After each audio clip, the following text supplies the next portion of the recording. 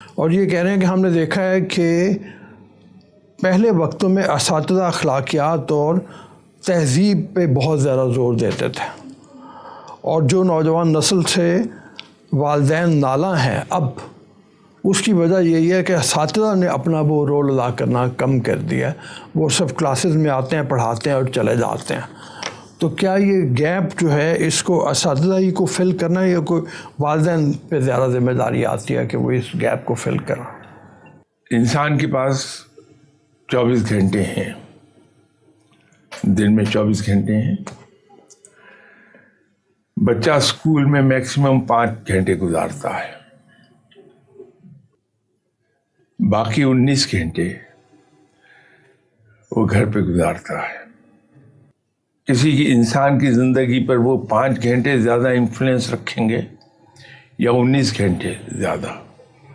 اساتذہ ایک زمانہ تھا کہ تعلیم کے ساتھ ساتھ اخلاقیات پہ بھی زور دیتے تھے اور تربیت کرتے تھے اپنے اسٹوڈنٹس کی. بڑی اچھی بات تھی. لیکن پرائمریلی اسینشلی یہ ڈیوٹی ہے والدین کی جی کہ ان کے پاس وقت نہیں اپنے بچوں کی تربیت کرنے کا. نتیجہ یہ ہے کہ وہ اچھے اسکول میں بچوں کو داخل کرا کے یہ سمجھتے ہیں کہ ہم بری الذمہ ہو گئے. ایسا ہے نہیں.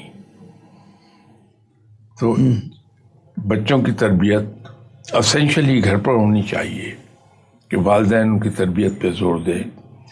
لیکن اساتذہ بھی اگر پرانے سسٹم پر واپس چلے جائیں کہ تعلیم کے ساتھ ساتھ زور دے دیں.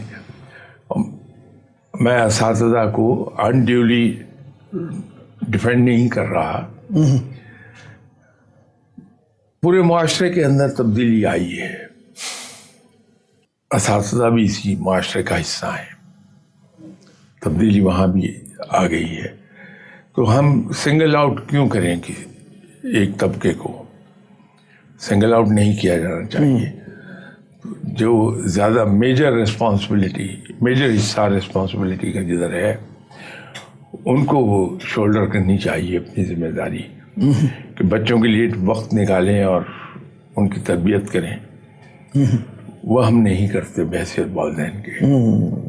مجھے آپ کی بات سے نا ایک وہ اپنے استاد یاد آ گئے. بہت سے استاد ہوں گے جن میں 2 لوگ بہت یاد ہیں. ایک تو مختار صاحب تھے. یہ سینٹ مولڈ اسکول کی بات ہے. اور وہ یہ ہوتا تھا کہ کلاس کے بعد فری پیریڈ میں ہم لوگ ہاکی کھیلتے تھے.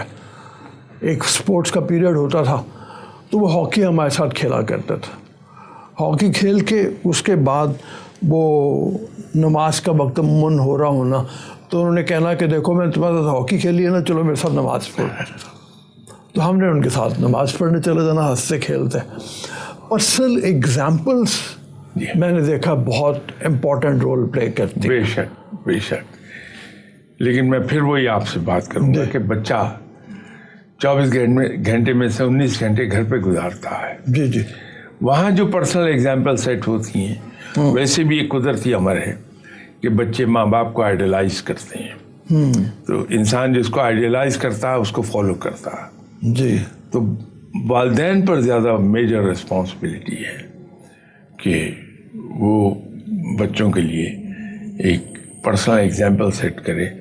میں تو اکثر آپ کے پروگرام میں بھی عرض کیا کرتا ہوں اور دوسری جگہوں پر بھی کہ جو کچھ ہم اپنے بچے کو بنانا چاہتے ہیں والدین کو چاہیے کہ ویسا خود بن کے اس کے سامنے آ جائے. بچہ آٹومیٹیکلی وہی بنتا چلا جائے گا. بار بار آپ جیسے زور دیتے ہیں اور میں سمجھتا ہوں کہ اس کا ہمیں کہنا اور بھی زیادہ ضروری بن جاتا ہے. ہم نے گیپ کے اوپر بہت بات کی، کئی دفعہ پروگرام کیا کمیونیکیشن گیپ وغیرہ کے حوالے سے. تو جو بنیادی طور پہ فرق آیا وہ یہ ہے کہ والدین بچوں سے بات نہیں کرتے. جو بات کرتے بھی ہیں تو اس میں ہماری ایک کوتاہی ہے. جی. رب تعالیٰ اور اس کے رسول صلی اللہ علیہ وسلم کی سنت بھی ہے اور آپ صلی اللہ علیہ وسلم نے تلقین بھی فرمائی کہ اپنے مخاطب کی ذہنی سطح پر اتر کر اس سے بات کریں. یا آسان لفظوں میں یوں کہیے کہ اپنے مخاطب کی ذہنی سطح کے مطابق بات کیجیے. رب تعالیٰ بھی جو اس کا کلام الہی جی جی قرآن پاک یا اس سے پہلے آنے والی کتابیں، ان کا جب ہم مطالعہ کرتے ہیں تو پتہ یہ چلتا ہے کہ جس زمانے میں وہ کتاب بھیجی گئی، وہ کتاب کی زبان اور اس کے جو اندر کنٹینٹ ہے وہ اس زمانے کے انسانوں کی ذہنی سطح کے مطابق ہے. اسی طرح آپ صلی اللہ علیہ وسلم اپنے مخاطب کی ذہنی سطح کے مطابق گفتگو کرتے تھے. ہم یہاں کوتاہی کر جاتے ہیں کہ جب ہم بچے سے گفتگو کر رہے ہوتے ہیں ہم اس کی ذہنی سطح پر اتر کر نہیں بات کرتے، ہم اپنی سطح ہی سے بات کرتے ہیں. تو نتیجہ یہ ہوتا ہے کہ بچے کے لیے مشکل ہو جاتا ہے اس کو فالو کرنا. اگر ہم بچے کی ذہنی سطح پر اتر آئے نیچے اور پھر اس سے بات کریں تو بڑی جلدی اس کو سمجھ میں آ جائے گی. ٹھیک ہے.